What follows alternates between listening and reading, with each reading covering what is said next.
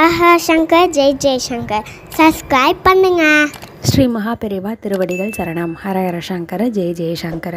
நம்ம மகாபெரிவா துணை சேனலில் தொடர்ந்து நிறைய விஷயங்களை நான் ஷேர் பண்ணிகிட்ருக்கேன். தொடர்ந்து ஃபாலோ பண்ணுங்கள். நமக்கு இருக்கக்கூடிய வாழ்க்கையில் அத்தனை தோஷங்களையும் நீக்கக்கூடியது தான் பிரதோஷம். பிரதோஷம் அப்படின்றது சிவபெருமான் அழகால விஷத்தை தன்னோட தொண்டையில் அடக்கிட்டு நந்தியம்பெருமானுடைய கொம்புகளுக்கு இடையில் நர்த்தனம் ஆடக்கூடிய அந்த ஒரு சமயம் தான் பிரதோஷம்.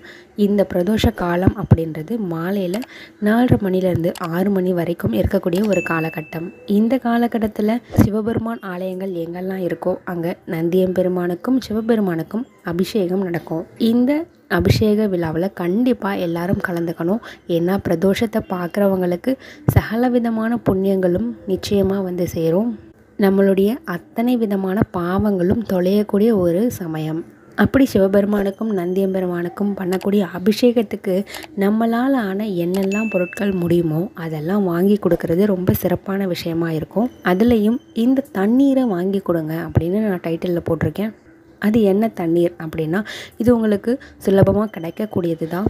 இந்த பொருள் நீங்கள் அபிஷேகத்துக்கு வாங்கி கொடுக்கும் பொழுது உங்களுக்கு தீராத கஷ்டம் ஏதோ ஒன்று இருந்துகிட்ருக்குன்னா அது தீர்றதுக்கு உண்டான ஒரு அமைப்பை ஏற்படுத்தி கொடுக்கும். நீங்கள் அதை வேண்டிக்கிட்டு இந்த தண்ணீரை வாங்கி கொடுங்க. என்ன தண்ணீர்? அதாவது இளநீர். இளநீரை நீங்கள் அபிஷேகத்துக்கு வாங்கி கொடுங்க. இது உங்களுக்கு மட்டும் இல்லாமல் உங்களுடைய குடும்பத்துக்குமே ஒரு நல்ல பலன்களை கொண்டு வந்து சேர்க்கக்கூடிய ஒரு விஷயமா இருக்கும்.